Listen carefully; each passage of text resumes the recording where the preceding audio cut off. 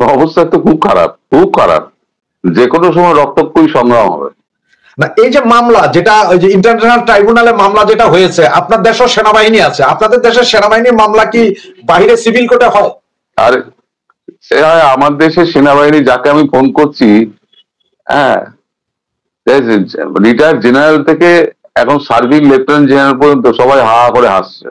আমি retired general Shankar নারায়ণকে জিজ্ঞেস করেছি, কর্নেল অজয় রায়নাকে জিজ্ঞেস করেছি। আজকে আপনি যেটা বলেন যে আমাদের মাননীয় প্রধানমন্ত্রী উনি 10টা দেশে হয়তো সফরে যাবেন, তার মধ্যে রাশিয়া যাবেন। এখন এই মুহূর্তে তো ওনার পাসপোর্ট নেই। আপনি বলেছেন যে ব্রিক্স এর আওতাধীন 10টা দেশে আমাদের মাননীয় প্রধানমন্ত্রী যাবেন, তার মধ্যে সর্বপ্রথম যাবেন ব্রিক্সের মধ্যে যে দেশগুলো রয়েছে সেগুলো হচ্ছে রাশিয়া আছে, চীন আছে, ওদিকে ব্রাজিল আছে, সাউথ আফ্রিকা আছে, এদিকে ইন্ডিয়া আছে, ব্রিক্স। তার বাইরে যে দেশগুলো আছে সেগুলো হচ্ছে গিয়ে এতে যাবেন, ব্রাজিলের বাইরে যেটা আছে সেটা হচ্ছে সাউথ আফ্রিকা আছে। এই সাউথ আফ্রিকা, ব্রাজিল, রাশিয়া, চীন, এই 4টে দেশে ব্রিক্স এর মধ্যে উনি যাবেন। বাকি যদি সময় পান তাহলে উনি যাবেন হচ্ছে আর্মেনিয়া এবং অস্ট্রেলিয়া, এই দুটো দেশে উনি যাবেন। যদি মানে এটা মানে ট্যুর প্ল্যানটা যদি জয়শঙ্করজি ঠিক করতে পারেন, এই 10 দিন কেন, এটা নিয়ে আমার প্রশ্ন আছে। 9 দিনও নয়, 12 দিনও নয়, 10 দিন কেন, এটা নিয়েও আমার অনেক প্রশ্ন আছে। যদি সেই প্রশ্নের উত্তর আমি এখনো পাইনি। একটা কারণ থাকবে তো 10 দিন, এটা 11 দিনও নয়, 12 দিনও নয়, আবার 9 দিনও নয়, 8 দিনও নয়। ওই 10 দিনের মধ্যে যদি ম্যাচ করা যায় তাহলে পরেই হবে, আদারওয়াইজ হবে না। তার মানে কি 10 দিনের মধ্যে কিছু হতে যাচ্ছে? আমি বলছি না, হবেই। আমার ভেতরে নিয়ে একটা প্রশ্ন জাগছে, 10 দিন কেন? 10 দিনের মধ্যেই কিছু হবে? এই প্রশ্নটা আমার মধ্যেই জাগছে, যার উত্তর আমার কাছে নেই। এখন অনেকে জিজ্ঞেস করছেন শেখ হাসিনার তো পাসপোর্ট নেই, আমাদের মাননীয় প্রধানমন্ত্রী ট্রাভেল ডকুমেন্ট ট্রাভেল ডকুমেন্ট দিয়ে দিয়েছে, তো ট্রাভেল ডকুমেন্ট তো দিয়ে দিয়েছে। এবং উনি কি এখন কি দলাইল না, উনি স্পেশাল ফ্লাইটে যাবেন। যে ওইটা অনেকে 4টে বিমান আছে, যে মোদির 4টে বিমান আছে, 2টো বোয়িং আর দুটো এয়ারবাস। মোদি যেটা ঘুরে বেড়ান এখন সেটা হচ্ছে বোয়িং, এয়ারবাসও আছে। ওই এয়ারবাস একটা দেওয়া হবে ওনাকে, ওনার সঙ্গে অনেক লোকজন যাবে না, এয়ারবাস একটা ওনাকে দিয়ে দেওয়া হবে, ওই এয়ারবাসেই যাবেন। এটা একরকম রাষ্ট্রীয় সফর বলা যায়। হ্যাঁ, রাষ্ট্রীয় সফর বলা যায়। রাষ্ট্রীয় মানে উনি যে দেশেই যাবেন সেই দেশেই এজ এ বাংলাদেশের প্রাইম মিনিস্টার হিসেবে ট্রিট হবে ওনার, প্রাইম মিনিস্টার হিসেবেই যাবেন। হ্যাঁ। আপনি কি দাদা আমাদের বাংলাদেশের সেনাবাহিনীর অবস্থান শুনতে পারছেন? অবস্থা তো খুব খারাপ, খুব খারাপ। যে কোনো সময় রক্তক্ষয়ী সংগ্রাম হবে। না, এই যে মামলা যেটা ওই যে ইন্টারন্যাশনাল ট্রাইব্যুনালে মামলা যেটা হয়েছে, আপনার দেশের সেনাবাহিনী আছে, আপনাদের দেশের সেনাবাহিনীর মামলা কি বাইরে সিভিল কোর্টে হয়? আর আমার দেশের সেনাবাহিনী যাকে আমি ফোন করছি, হ্যাঁ, রিটায়ার্ড জেনারেল থেকে এখন সার্ভিং লেফটেন্যান্ট জেনারেল পর্যন্ত সবাই হা হা করে হাসছে। বলছে এক বিচিত্র দেশ, বিচিত্র দেশ, তার বিচিত্র কাণ্ড কারখানা, এ নিয়ে আর কি বলবো, তারা হা হা করে হাসছে। আমি রিটায়ার্ড জেনারেল শঙ্কর নারায়ণকে জিজ্ঞেস করেছি, কর্নেল অজয় রায়নাকে জিজ্ঞেস করেছি, জেনারেল শফিউল্লাহকে জিজ্ঞেস করেছি, এবং অনেকের সঙ্গে কথা বলেছি। আমি মিলিটারি ইন্টেলিজেন্সের অনেকের সঙ্গে কথা বলেছি। হয় কি, ধরুন এই যে যারা ইন্টেলিজেন্সের মধ্যে থাকে তারা তো আজকে এই ডিপার্টমেন্ট রয়েছে, কালকে অন্য ডিপার্টমেন্টে চলে যাবে। তার মানে আমি এই নয় যে আমি মিলিটারি ইন্টেলিজেন্সের অফিসে গিয়ে খবর নিয়ে আসি, তা নয়। যে লোকটা আগে অন্য ডিপার্টমেন্টে ছিল, আমার সঙ্গে আলাপ ছিল, সে তো গভর্নমেন্ট সার্ভেন্ট, তো সে গিয়ে থেকে মিলিটারি ইন্টেলিজেন্সে গেছে। বা আমি ধরুন কর্নেল রায়নার সঙ্গে কথা বলছি, কর্নেল রায়না আজকে মিলিটারি ইন্টেলিজেন্সে ঢুকে গেলেন। তা কর্নেল রায়না তো আমার পুরো পরিচিত।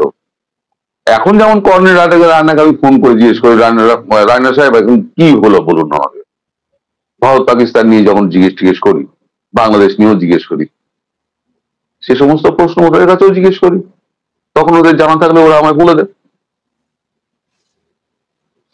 আচ্ছা, অনেকে একটা কথা প্রশ্ন করছে আপনার জন্য, এখানে আমি অনেকগুলো পাচ্ছি কমেন্টস, যেটা আপনার প্রশ্ন করছে যে আপনারা বারবার কেন বলছেন যে ইন্ডিয়ার কাছে সেফ এক্সিট চাচ্ছে, ওরা বাংলাদেশের লোকেরা ইন্ডিয়াতে সেফ এক্সিট চাবে কেন, এইটা প্রশ্ন। ইন্ডিয়া ছাড়া যাবে কোথা দিয়ে? এই জিনিসটা একটু ভেঙে বুঝিয়ে দেবে। ভারতের আকাশপথ ছাড়া ভারত তো 3 দিক দিয়ে ঘেরা। একদিকে হচ্ছে সমুদ্রপথ, সমুদ্রপথ হয়ে যেতে হলে একমাত্র শ্রীলঙ্কার ম্যাপটাকে দেখতে বলুন, একটা ম্যাপ দেখে নিতে বলুন টেবিলে ফেলে, তাহলে বুঝে যাবে যে ভারত কোন জায়গায় আর বাংলাদেশ কোন জায়গায়। এখন যেতে গেলে তাহলে শ্রীলঙ্কা হয়ে যেতে হবে। পাকিস্তানের ফ্লাইট গুলো সমস্ত দুবাই হয়ে যায় কেন? কারণ পাকিস্তান ভারতের এয়ার স্পেসে ঢুকতে পারে না, তাকে দুবাই হয়ে যেতে হয়। এখন এদের যদি যেতে হয় তাহলে শ্রীলঙ্কা হয়ে মানে ট্রানজিট করতে হবে। আর শ্রীলঙ্কাকে বলে দিয়েছে ভারত সরকার যে এখানে কোনো বাংলাদেশিকে ট্রানজিট দেবে না। তার না ভারতবর্ষ ট্রানজিট দিল, না শ্রীলঙ্কা ট্রানজিট দিল, যা এবার পাকিস্তান যা। এবার পাকিস্তানে যাবে কি করে? প্রশ্নটা হলো পাকিস্তানে যাবে কি করে? আগে তো তাকে দুবাই যেতে হবে, আর দুবাই যেতে গেলেই তো ভারতবর্ষে আসতে হবে। ট্রানজিটটা পাবে কি করে? ট্রানজিট একমাত্র ভারতবর্ষ, এছাড়া আর কেউ দিতে পারবে না। তো ম্যাপটা একবার টেবিলে, অ্যাটলাস ম্যাপটাকে টেবিলের উপরে ফেলুন। ফেললে মুশকিলটা হচ্ছে এরা কেউ পড়াশুনো করে না, যে না ঠিক আছে অ্যাটলাস ম্যাপটাকে টেবিলের উপরে ফেলি, ফেলে দেখি বাংলাদেশটা কোথায় আছে, ভারতটা কোথায় আছে, কোথায় এয়ার রুটটা আছে। এয়ার ট্রাফিক রুট 24 টাইপ করতে বলুন না, এয়ার ট্রাফিক রুট 24 লাইভ দেখতে পাবে। আমরা জানি কি করে? আমরা তো এইভাবেই জানি যে কোন ট্রেন কোথা থেকে কোথা দিয়ে যাচ্ছে, কার কোথায় এয়ার রুট আছে, পরিষ্কার একেবারে দেখায় তো ওখানে পরিষ্কার। এখন হাতের মধ্যে মুঠো ফোন আছে, হাতের মধ্যে গুগল রয়েছে, তো গুগল মাস্টার যতক্ষণ আছে ততক্ষণ পর্যন্ত আপনার তো চিন্তা নেই, আপনি তো মানে এ করতেই পারেন।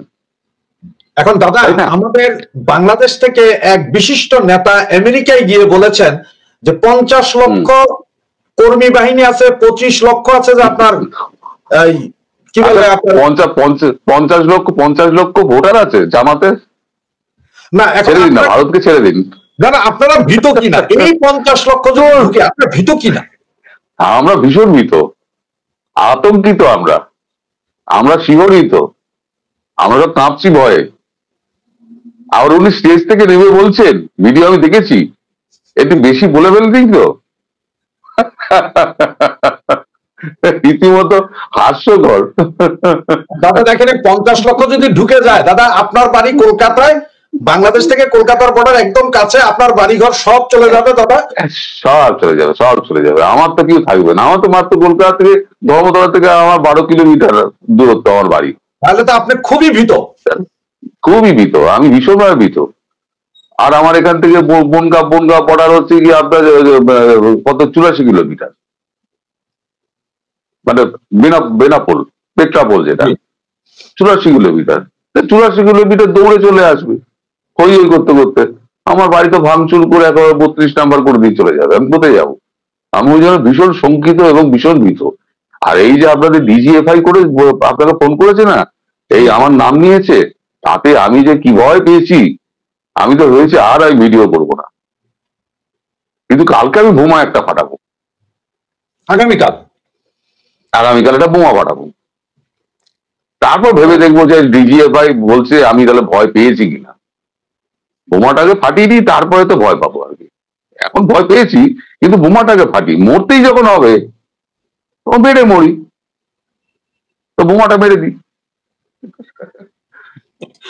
দাদা আপনাকে একটা লাস্ট কোশ্চেন, সেটা হচ্ছে যে এখানে 2-3টা কোশ্চেন হবে আসলে। একটা হচ্ছে যে আমাদের মিডিয়াতে এখন ঘুরছে যে শেখ হাসিনাকে বাংলাদেশ নিয়ে কথা বলতে আপনার নরেন্দ্র মোদী নাকি মানা করেছেন, মানে আপনাদের prime minister, honourable prime minister, উনি মানা করেছেন যে ইন্ডিয়াতে থেকে বাংলাদেশ নিয়ে কথা বলো না। এখন এইটা কতটুকু সত্য তা আমি জানি না, কারণ হচ্ছে যে যেখানে দালাই লামা সরাসরি কথা বলতে পারে চীনের বিষয় নিয়ে, সেখানে আমাদের প্রধানমন্ত্রীকে কি এটা মানা করা হয়েছে বা হচ্ছে, এরকম কিছু আপনি জানেন? কেন আপনার স্বয়ং ডক্টর ইউনূস যখন এখানে এসেছিলেন, তিনি তো নিজে প্রধানমন্ত্রীকে বলেছিলেন যে ভারতে বসে উনি এগুলো করছেন, ওনাকে এটা বন্ধ করতে বলুন। তা আমাদের প্রধানমন্ত্রী কি জবাব দিয়েছেন? আমার দেশে বাক স্বাধীনতা আছে, আমরা পালন করতে পারবো না।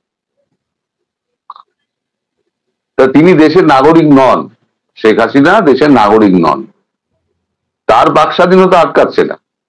দলাই লামা ভারতীয় নাগরিক নন, তার বাক স্বাধীনতা আটকাচ্ছে না। আমি তো ভারতীয় নাগরিক, আমার জন্য তো কোর্ট খোলা আছে। আমাদের কোর্ট তো আর বাংলাদেশের মতো কোর্ট নয়।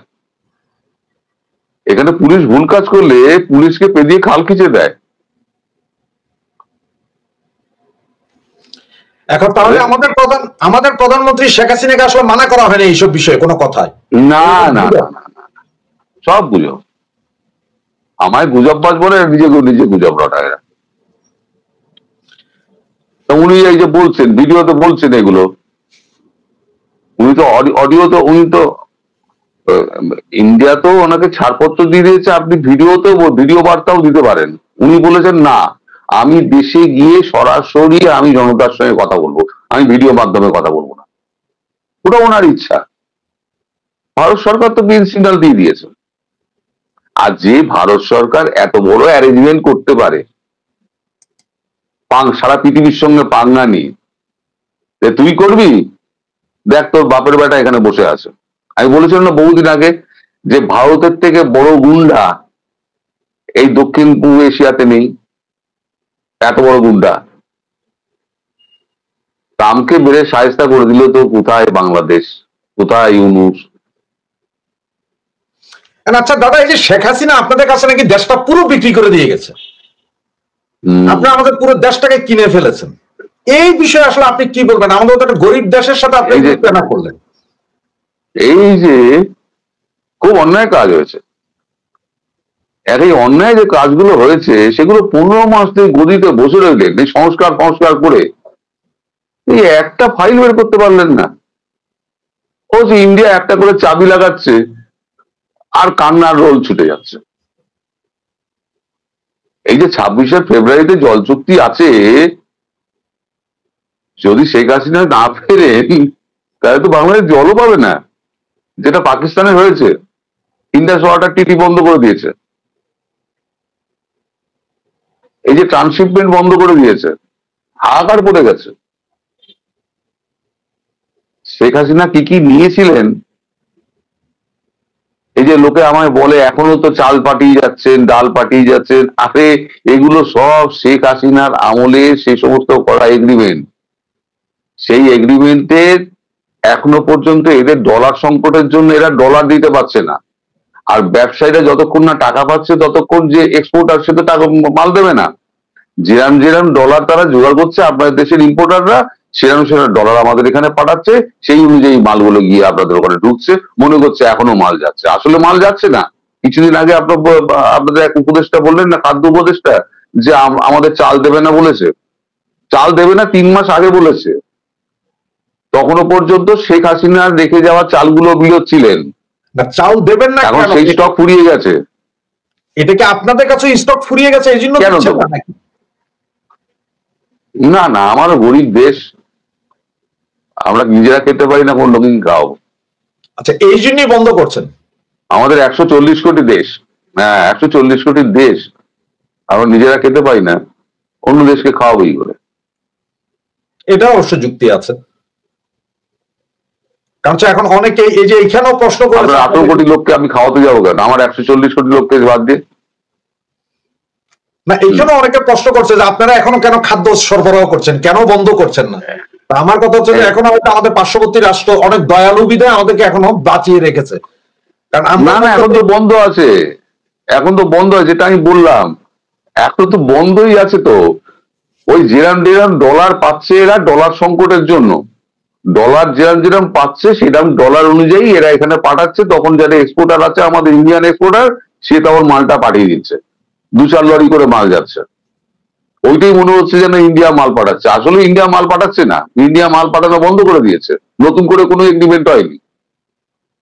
আম পাঠিয়েছে, আম কে খেয়েছে? উত্তরপ্রদেশের গরুতে আম খেয়েছে।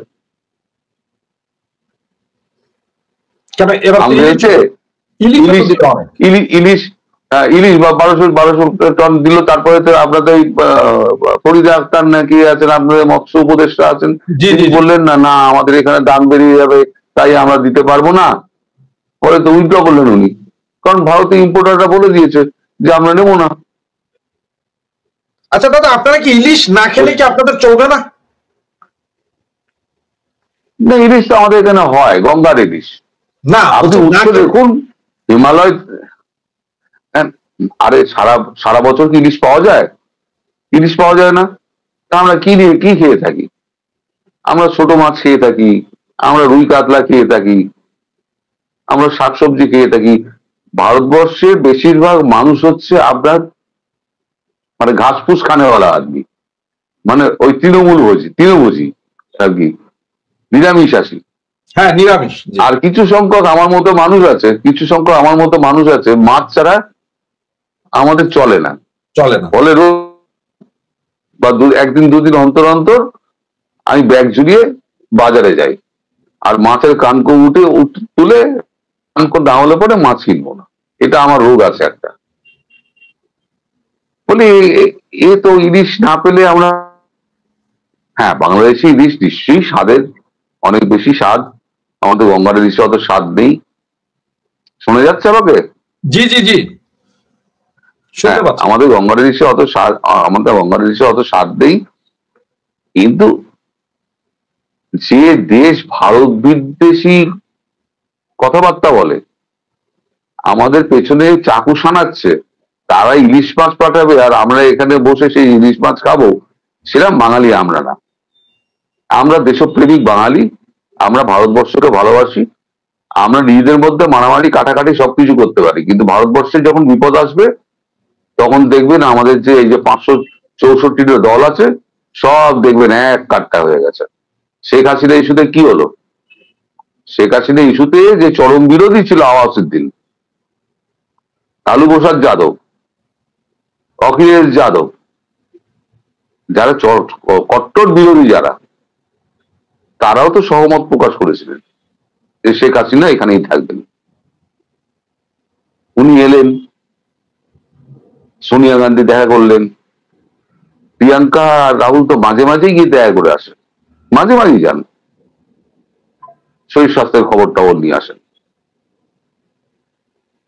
ইনি এমন একটা ব্যক্তি যিনি মানে সোজা পার্লামেন্টের মধ্যে ডুবে যেতেন, গিয়ে পার্লামেন্টের সেন্ট্রাল হলে বসে সবার সঙ্গে হাহা করে হাসতেন, চা খেতেন, গল্প করতেন, 2 ঘন্টা 3 ঘন্টা গল্প করতেন। কে কোন দল উনি চিনতেনও না, কিন্তু সবাই তো চেনে শেখ হাসিনাকে। ফলে যখনই শেখ হাসিনার নামটা আসছে না, তখন ওই ছবিটা তাদের মনে, কুমার মঙ্গলমের মনে ছবিটা বা অখিলেশ যাদবের মনে ছবিটা আসছে। আমরা তো একসঙ্গে বসে চা খেয়েছি তো ওখানে, উনি তো বেশ ভালো মানুষ, উনি কেন থাকবেন না? বিপদে পড়েছেন। তারপর শেখ মুজিবের মেয়ে, আমরা দেশ স্বাধীন করেছিলাম, আবার থাকবেন। নরেন্দ্র মোদী বলেছেন না লিখিত দিন, কালকে বলবেন যে আমি তো অনুমতি দিইনি, ও বললে চলবে না, আমার লিখিত দিন। তা সবাই লিখিত দিয়েছে, শেখ হাসিনা আছেন, ট্রাভেল ডকুমেন্ট দিয়ে দেওয়া হয়েছে। যখন বলেছিলেন ট্রাভেল ডকুমেন্ট দেওয়া হচ্ছে, তখন বলেছিল এই গুজব রটাতে শুরু করলো। আলটিমেটলি দেখা গেল ট্রাভেল ডকুমেন্ট দেওয়া হয়েছে। তো বিশ্বের যেখানে যাওয়ার উনি যাবেন, উনি প্রাইভেট প্লেনে যাবেন, ভারতের প্রাইভেট প্লেনে যাবেন, রানীর মতো থাকবেন।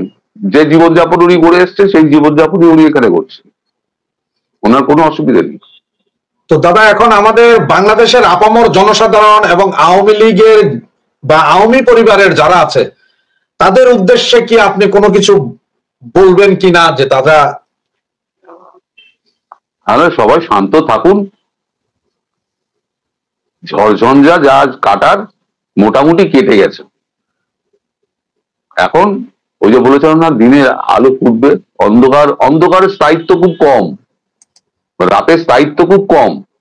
রোজ আসে বটে, কিন্তু রোজ ভোর হয়, এবং আলোর সাইডটা কিন্তু বেশি, ফলে এই সাইক্লিক অর্ডারে আলোটা কিন্তু আবার আসবে, সেই আসার পথটা তৈরি হয়ে গেছে। ধীরে ধীরে দেখবেন আসার পথটা বুঝতে পারবেন আপনারা নিজেরাই, যে সব পরিবেশ পাল্টে যাচ্ছে, সব ল্যাজ মোটা উপদেষ্টারা সব ল্যাজ উঠিয়ে পাঁই পাঁই করে দৌড়াচ্ছে, সে বঙ্গোপসাগরের ডিঙি নৌকো চাপিয়ে হোক আর যে করে হোক, মাশরুম মধ্যে ডুবে মরলে মরুক, অন্তত ফাঁসির দড়ি যাতে গলায় না পড়ে। আমার এখানে এখন ইয়াসিন আরাফাত নামে এক ছোট ভাই বা বড় ভাই হতে পারে, উনি খুব রিকোয়েস্ট করেছেন, আপনার কাছে একটা রিকোয়েস্ট রেখেছেন।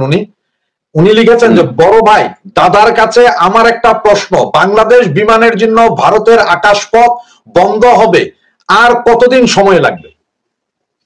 সেটা আমি জানি না,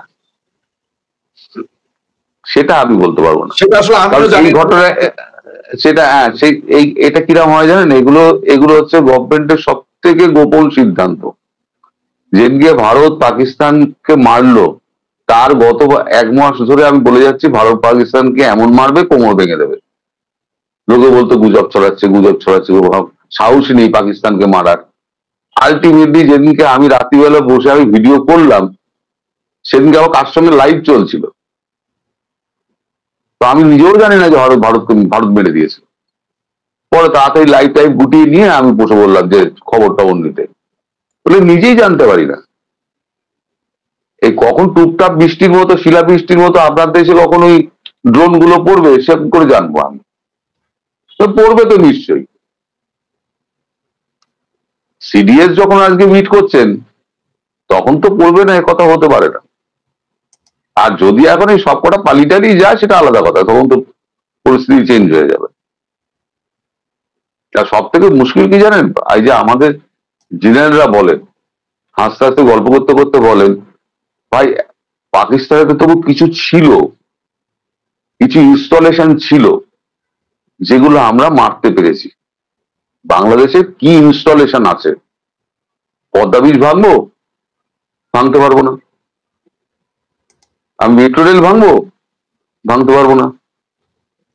তাহলে সাধারণ মানুষ আমি মেরে কি করব?